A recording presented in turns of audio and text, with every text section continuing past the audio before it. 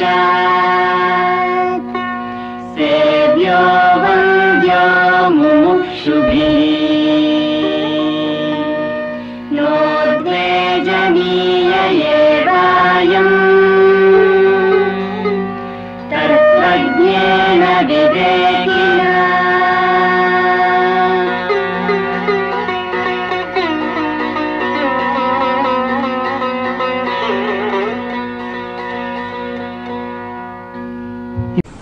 నాకు మీరు దూరంగా లేరు, నేను మీలో దగ్గరగానే ఉన్నాను.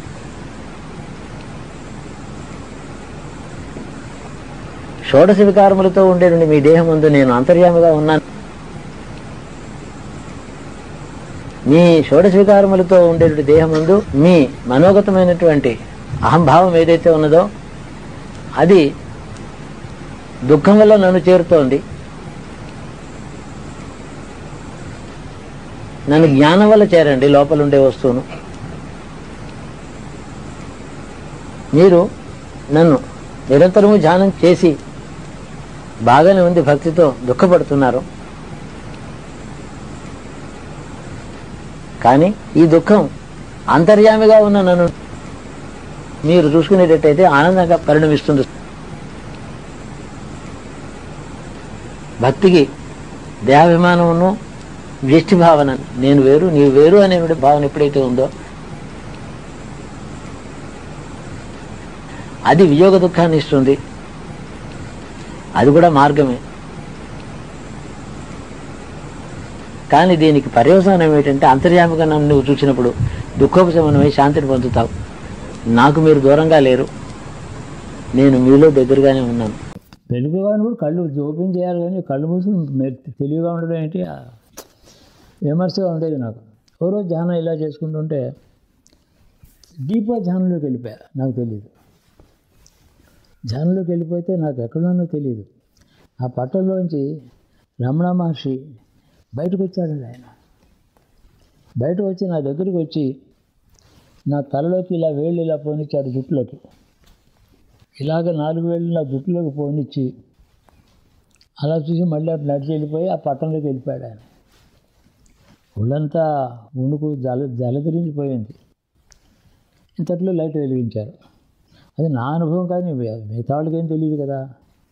ఏమిటి ఏమైంది ఏమైంది అని అడుగుతున్నారు వణుకుతుంటే. ఏం అవ్వలేదన్నాను. అలాగ పరిధ్యానంగా మత్తుగా ఉన్నాను. ఇంటికి ఏదో మరి జడుచుకున్నాడేమో అబ్బాయి అంటారు నన్ను తీసుకెళ్ళి. నేను జడుకోండి 8 ఏళ్ళవాడిని, 9 ఏళ్ళు ఉన్నాయి. సరే అప్పుడు ఈ డేట్స్ను వయస్సులు కరెక్ట్ అవే ప్రిసైజ్గా లేవు. నేను చెప్పిన దాంట్లో పొరపాట్లు ఉండొచ్చు. అంతేకాని మొత్తం జనరల్గా 9-10 సంవత్సరాలు ఇవన్నీ చదువు ఇవన్నీ అంతవరకు కరెక్ట్. 8, 9, 10 హాయిగా నిద్రపోయాను. రాత్రి మాట్లాడి బాగానే ఉంది. పొద్దున్న స్నానం అది చేయించారు. తీసుకొచ్చి ఇడ్లీ ఏదో పెట్టేవారు, కాఫీ తీసుకున్నాను. కానీ అన్నీ అదే జ్ఞాపకం వచ్చింది. ఆయన నిజంగా వచ్చాడా? నిద్ర ఉంటే కళ వచ్చి ఉండేది. నిద్ర లేదు నాకు, కళ ఎలా వస్తుంది? నిజంగా వచ్చాడా? ఆయన ఎలా వస్తాడు? ఆయన ఎందుకు రావాల్సి నా దగ్గరికి? నేను ఎవరిని ఆయనకి ఎలా తెలుసు? ఇలాగ అందరికీ వస్తారా? 4 రోజుల తర్వాత మీకు ఎప్పుడైనా మీ దగ్గరికి నడిచి వచ్చాడా రమణ మహర్షిని అందరినీ అడగడం మొదలెట్టారు. అలా ఏం రాలేదు. తినదా తీసుకురారు, వాళ్ళ దాకా వెళ్ళలే ఆ మాట. మొత్తానికి 2-3 అడిగి వెరిఫై చేస్తే ఎవరి దగ్గరికి రాలేదు. ఏమో అయింది, ఇలా అయింది, నా దగ్గరికి వచ్చాడేమో నిజంగాను, లేకపోతే నేనే అనుకున్నానేమో. ఆ థాట్ అలా ఉండిపోయింది. కానీ ఎప్పుడు కూడా ఆయన చూసినప్పుడు ఒక ఆనందం కలిగేది. కొన్ని భజనలు బాగా పాడేవాడు. నేను పాట వచ్చున్నాను, బాగా సంగీతం ఏదో పాడేవాడిని. ఒక శ్లోకం, ఒక పాట మళ్ళీ చెప్తాను. అది అయి పిబ మధు చిన్మోదే చేతో రమణ పాదాబ్దే, అయి పిబ మధు చిన్మోదే వితత విషయ కాంతారే సతత చలన ఖిన్నోసి, అయి పిబ మధు చిన్మోదే చేతో రమణ పాదాబ్దే. ఇది పాట. ఇంకా 4 చరణాలు ఉన్నాయి, ఇప్పుడు జ్ఞాపకం లేదు. ఇది 9ని పిలుస్తున్నాడు. ఆ 9 జీవుడికి అన్వయం అవుతుంది, జీవాత్మకి. ఓ తుమ్మెద ఇలా రావే, ఎందుకు అలా తిరుగుతావు? ఈ అడవిలో విషయములతో నిండిపోయినటువంటి అడవిలో తిరిగి తిరిగి మంచి తేనె దొరక్క ఇన్ని వందల పూల చుట్టూ తిరుగుతున్నావు. ఆ పూల్లో నీకు తేనె రాదే? ఇక్కడ రెండు పద్మములు ఉన్నాయి. ఈ 2 పద్మములకు వచ్చాయంటే నీ కడుపు నుండే తేనె దొరుకుతుంది. ఇక్కడికి రానేది అని అర్థం. అప్పటికి ఇప్పటికీ అది ఎవరు రాశారో ఎవరికి తెలియదు. ఎవరు రాశారో తెలియదు, ఇది చాలామందికి తెలియదు. ఆయన భక్తులు, పుస్తకాలు రాసిన వాళ్ళు ఎంతోమంది ఉన్నారు. సూర్యనాగమ్మ గారు, వాళ్ళు, కృష్ణ భిక్షు, ఈ ఊళ్ళో ఎవరు కృష్ణ భిక్షు తమ్ముడు గారు ఉండేవారే, ఆయన కూడా అడిగాను. ఆయన అక్కడ సెటిల్ అయిపోయాడు. ఇక్కడ ఆర్కియాలజీలో చదివాడు, ఆయన పెద్ద పండితుడు. ఆయన నేను వినలేదండి, ఇది ఎక్కడా వినలేదు, నేను ఇప్పుడు మీరు చెప్తే వింటున్నానండి అన్నాడు. రమణాశ్రమంలో ఓ సంవత్సరం వెళ్ళినప్పుడు ఆయన అడిగితే, ఎవరు రాశారో తెలియదండి, మీకు ఎవరు చెప్పారు ఇదంటే, చిన్నప్పుడు 1938లో నెల్లూరులో ఈ పాట చెప్పారు నాకు. చింతాదీశి గారు చెప్పారా ఏమో, ఎవరో చెప్పారు. జగన్నాథం గారిని ఒక స్టూడియో ఉండేది ఆయనకి, ఫోటోగ్రాఫర్ ఆయన. ఆయన మాతో పాడేవాడు. తెలియదు, ఇంతవరకు ఎవరు రాశారో తెలియదు. చాలా మంచి గంభీరమైనటువంటిది ఈ భావం. తుమ్మెద ఎందుకు అలా తిరుగుతావు? వృధా తిరుగుతావు, ఆయాసం వస్తుంది నీకు. ఏ పువ్వులోనూ నీ కడుపులో తేనె దొరకదే. 2 కమలాలు ఉన్నాయి ఇక్కడ. ఈ కమలాల్లో పెద్ద తేనె దొరుకుతుంది. ఆయన పాదపద్మములు అవి ఆశ్రయించని బోధ. ఇది చేసిన తర్వాత నాకు ఇప్పుడు చెప్తాను. ఈ థాట్ ఇలా ఉంటూనే ఉంది. తర్వాత ఇంకొక 8-7 సంవత్సరాలు అప్పుడప్పుడు వస్తున్నప్పుడు అప్పుడు 9 మీద పాట రాశాను. ఈ పాట 9కే కదా, 9నే కదా పిలుస్తున్నాడు. కొన్ని పాటలు రాశాను, నేను చెప్పకూడదు. ఆ పుస్తకాలన్నీ పోయాయి. పోయిన తర్వాత సినిమాల్లో వినిపించాను, ఆ పాటలు వినిపించారు. అవి వాళ్ళకి దొరుకుంటాయి. ఏదో 9 జోరు మీద ఉన్నావు 9, ఇల్లు తిరిగేవు 9, నీకు ఎక్కడ నీకు దొరుకుతుంది. ఇప్పుడు నేను చెప్పిన భజనే అదే కదా. ఇందులోంచి ఆ పాటలు వచ్చాయి. ఆ పాట నాకు వచ్చింది. సరే, అలాగే అది ఎవరికి దొరికిందో. తర్వాత ఏమైందంటే, ఒక రోజుని నేను ఈ తెలంగాణలో ఉద్యోగంలో చేరిన తర్వాత నా సూట్ కేసు అవి 2 బట్టలు అందులో పెట్టుకుని బెజవాడ స్టేషన్లో ఈ ట్రైన్ దిగి నైజాం బండి అంటారు దాన్ని, సికింద్రాబాద్ వెళ్ళేది. అక్కడ దాకా నడిచి వెళ్ళాలి. అక్కడ పెట్టుకుని నేను బాత్రూమ్కి వెళ్ళొచ్చే లోపల అది కొట్టేశారు ఎవరు.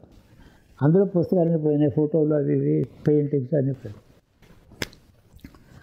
ఆ తర్వాత ఈ పాటలు ఎవరో పాడుతూ ఉండగా, ఎవరో రికార్డు ఇస్తూ ఉండగా, సినిమాల్లో ఉండగా తెలిసి, ఓహో నేనే రాశానని చెప్పుకోవడం ఎందుకు, ఇది ఏం బాగుంటుంది అలా చెప్తాను.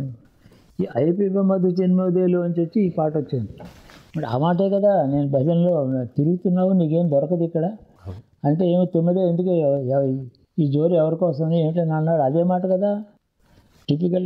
దీన్ని బట్టి అది నేను చిన్నప్పుడు నేను చేసిన అర్థమైనటువంటి పాడిన పాటే తెలుగులో పాటలాగా ఇప్పుడు రాశాను. అలాగే అప్పుడు పాటలు రాశాను కొద్దిగా. అప్పుడు ఇంటర్మీడియట్కి వచ్చింది, ఎస్ఎస్ఎల్సీ అయిన తర్వాత. ఇప్పుడు ఎక్కడున్నామంటే ఆధ్యాత్మిక అనుభవం అక్కడ అయింది. 2 సంవత్సరాల వయసులో మంచం మీద కూర్చుంటే వీళ్ళు ఉన్నారా లేదా డౌట్ నాకు. అంటే ఈ మాట ఎవరు అడుగుతాను నేను? 2-3 ఏళ్ళ వాడిని అడిగితే ఎవరైనా సమాధానం చెప్తారా? చివురుకో ఉంటారు. అందుకని ఆ భావాలు నాలో అలా ఉండిపోయాయి.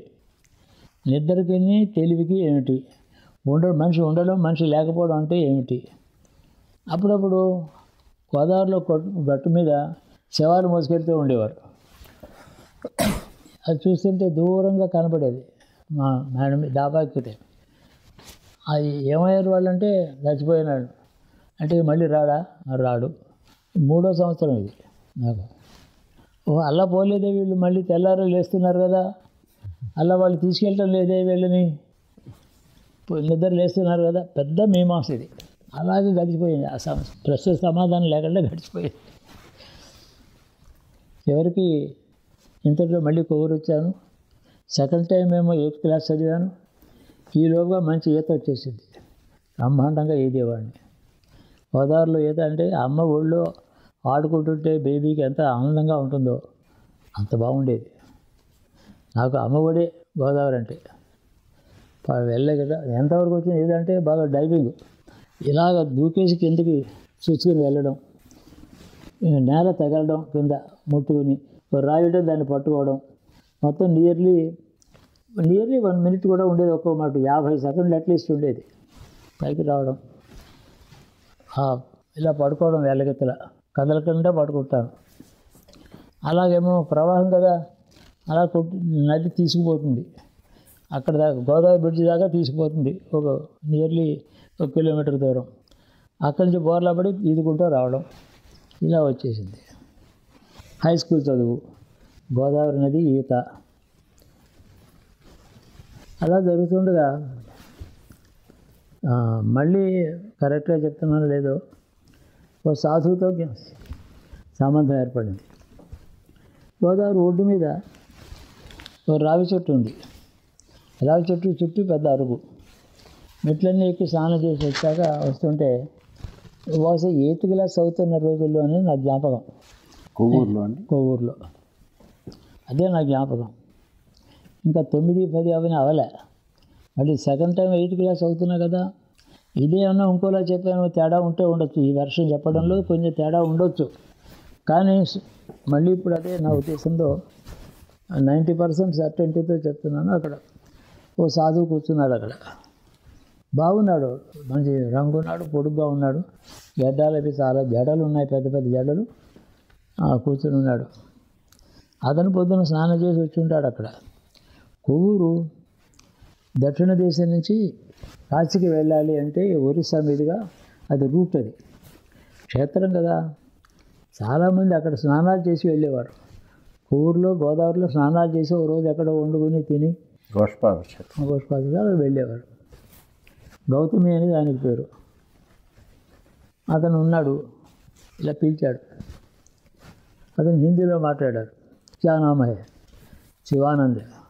శివానంద్, అచ్చా మన్నాడు. అప్పుడు ఏమిటంటే కొంచెం హిందీ మాటలు వచ్చాయి నాకు, ఎలా వచ్చాయో తెలియదు. మాకు మార్వాడీలు ఉండేవారు. వాళ్ళందరూ ఏదో పూజలు భజనలు ఏవో చేసుకుంటానంటే మా నాన్నగారు ఏదో ఇచ్చేవారు వాళ్ళకి.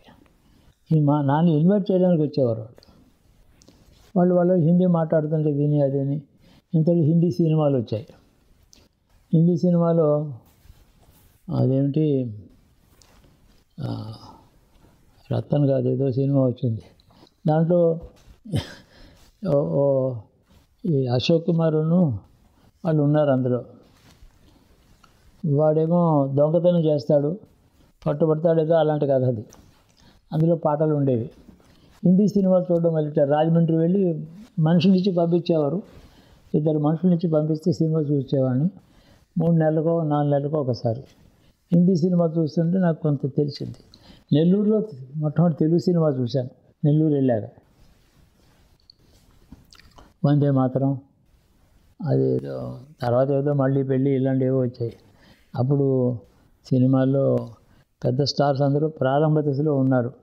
తర్వాత వరవిక్రయం అని ఒక పిక్చర్ వచ్చింది. ఆ వరవిక్రయానికి మాకు కొంచెం సంబంధం ఉంది. అది వేరే గొడవ. అంటే వరవిక్రయం ఆయన కాళకూరు నారాయణరావు గారు మా నాన్నగారికి ఆస్థాన విద్వాంసుడు లాంటి వాడు ఆయన. ఎలా ఆయన కుటుంబానికి ఏం కావాలో నాన్నగారు ఇస్తూ ఉండేవారు.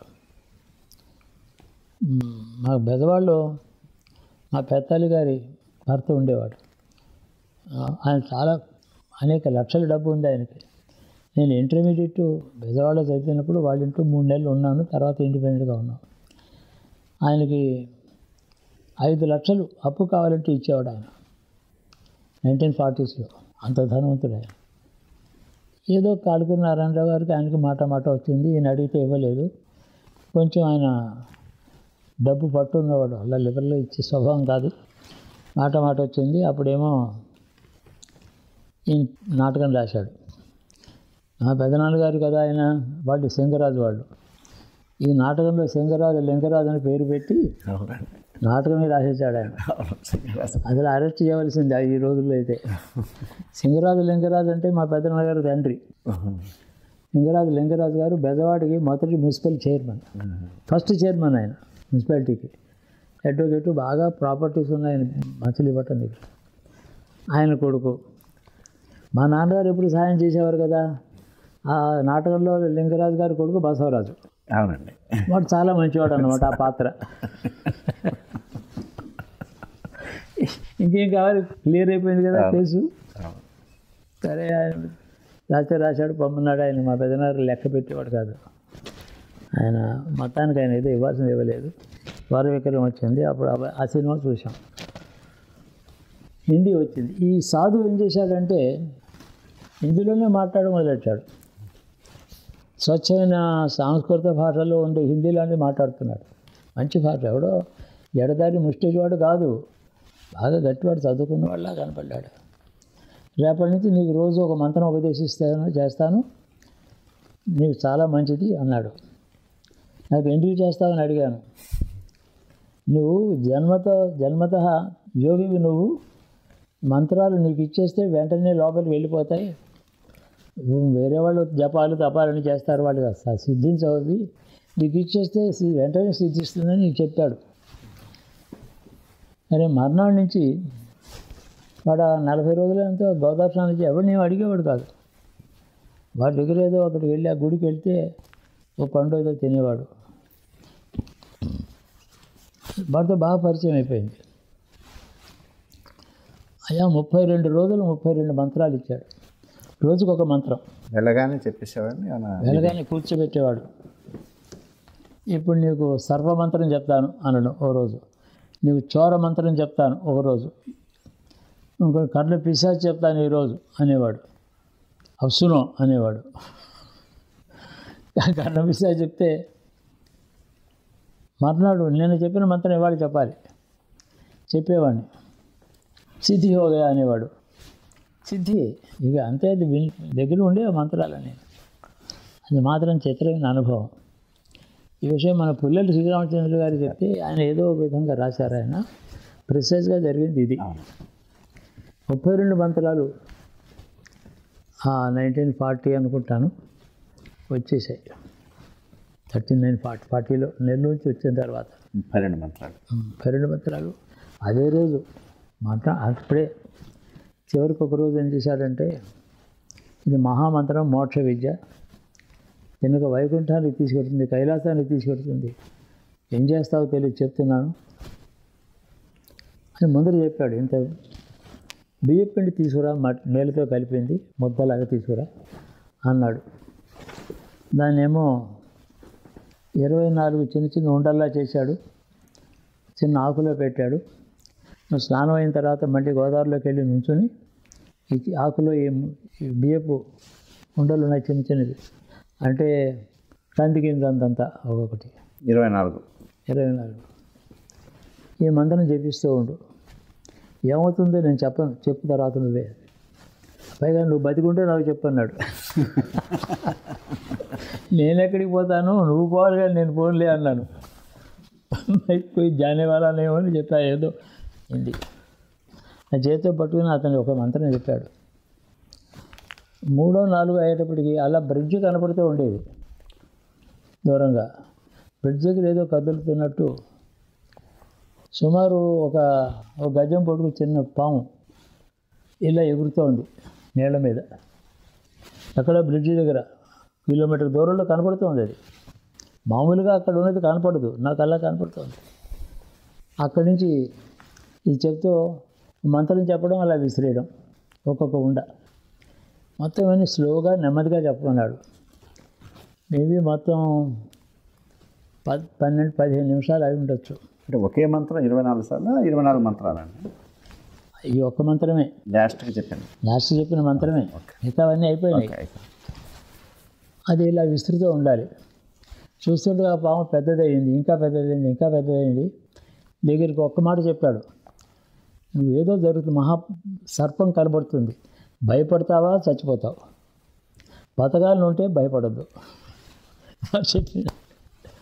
జీనా చాహే తో భయభీతి నేను హోనా ఏదైనా చెప్పాడు. నాకు భయం లేదు కదా, నాకు సీరియసే లేదు. చూస్తుంటే వచ్చింది. ఎంత వచ్చిందంటే పెద్ద ఎత్తైన తాడి చెట్టు ఉంటుంది చూడండి, ఆ తాడి చెట్టు అంత ఎత్తుంది, చాలా పడగలు ఉన్నాయి. బుస్ బుస్ అని పెద్ద భయంకరమైన రైలు ఇంజిన్ మీదకి వస్తున్నట్టు పెద్ద బుస్సు కొడుతూ తాడి చెట్టు అంత ఎత్తున్నటువంటి పడగలు, ఎన్నో పడగలు వెళ్ళాయి, మీదకి వచ్చేస్తుంది.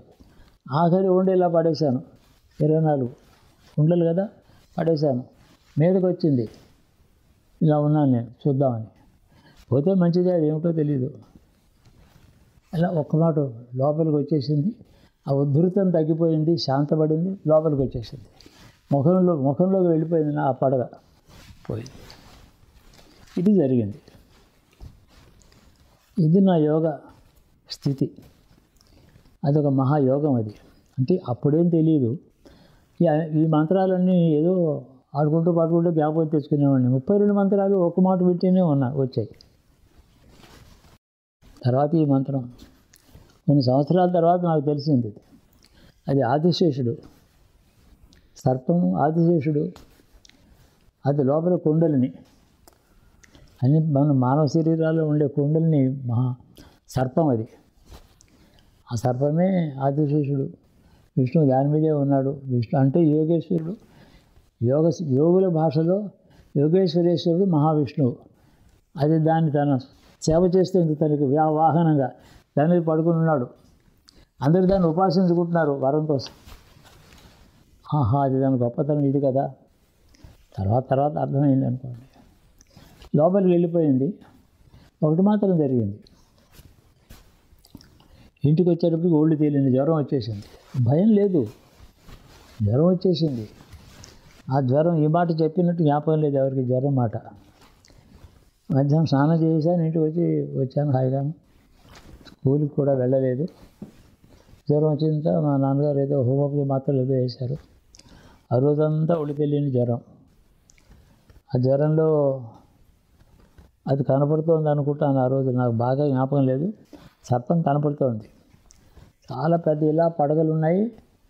బుస్సుని పెద్ద ఆగ్రహంతో మీదకి వస్తుంది. అది చంపడానికి వస్తున్నట్టు వస్తుంది. అది దగ్గరికి వచ్చింది, టచ్ అవ్వగానే చాలబడిపోయింది. అనుభవం ఇది. రమణుడు ఏమో ఆ రాత్రి అక్కడ కనపడడం, సర్పం ఏమో ముఖంలో ప్రవేశించడం. 32వ మంత్రం ఆది రోజు, 31 మంత్రాలు ముందు రోజుల్లో వచ్చి అన్నీ అయిపోయినాయి. ఏదో జరిగింది. ఆ తర్వాత అంతకుముందు కూర్చునేవాడిని. ఏదో